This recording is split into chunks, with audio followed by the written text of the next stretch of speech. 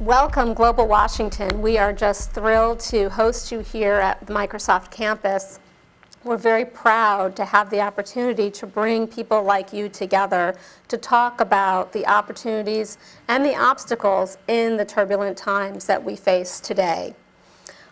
This conference is a really unique opportunity to gather together the Washington State's dynamic and innovative global development sector, to celebrate our efforts, but also to challenge ourselves to talk and work together to create a better, fairer, and more safe world. So we are so glad you are here. It's a really wonderfully diverse sector of people, businesses, nonprofits, academic institutions, working together in partnership to support development needs, from disaster response to improved health, environmental sustainability, better education, youth empowerment, economic growth. We span the horizon of those development needs. And this two-day conference really provides a great opportunity to meet your peers, to network, and to talk about the ways that we can create even more successful partnerships in the future. This year, Global Washington, as you've heard already, has worked to raise awareness about the developmental sector here in the state through the Global Action Day campaign that culminates tomorrow on November 1st. And during this past month, if you've commuted by ferry, you may have seen posters talking about the sector. If you listen to either KPLU or KUOW, you may have heard some radio spots. And if you've traveled by air recently, and you might have read on Alaska Airlines In-Flight magazine a story about Global Washington. Last week, if you had picked up the Wall Street Journal or the New York Times, you would have seen a full-color insert highlighting the work of this sector.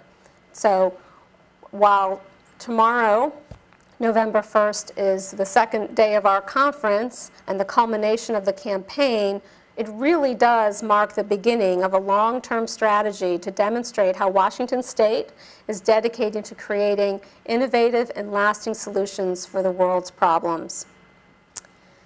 As far as Microsoft goes, we are in our 29th year of community giving. Next year, we will be celebrating 30 years of that work. And we started with a very modest employee matching and local giving campaign to what is now a global international program that reaches millions of people in over 100 countries around the world.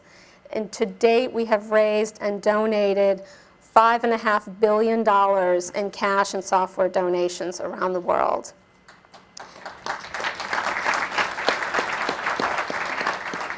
But it all does start with the people of Microsoft. And on Friday, just this past Friday, we completed our annual giving campaign. And we're still counting how we're doing, but we are on track to exceed our target of last year. And last year, we raised $96 million for 16,000 community groups, mostly here in Washington State. So we're very, very proud of the work of our employees who donate their time and their talents to giving to the communities here in Washington State and around the world. To say a little bit more about our programs, we look always very closely at how we invest our resources into the communities where we live and work. And we try to monitor what are those changing needs of communities around the world. And traditionally, we have looked very closely at access to technology as being core to our citizenship work over the years, how we would help to bridge the digital divide that separated so many people. However, as we are looking now across the globe, we're seeing an even more complex issue come to light. It cuts across economic, geographic, and social boundaries. And it's no longer just a digital divide, it is an opportunity divide.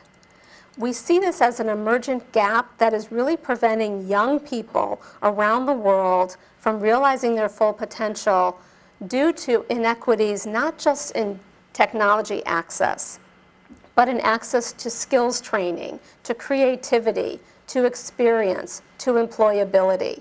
It goes beyond technology, although that's a core piece of it, and it really does span this opportunity divide that we would like to narrow, we would like to close. And so we are working now on an effort to help empower youth around the world to both imagine and to realize their full potential, to help them move from opportunity imagined to opportunity realized. And we look forward to working with all of you on this new commitment. So thank you very much for joining us and participating in this event over the next few days. Together we really believe that we can make Washington's most important export a better quality of life for people all over the world.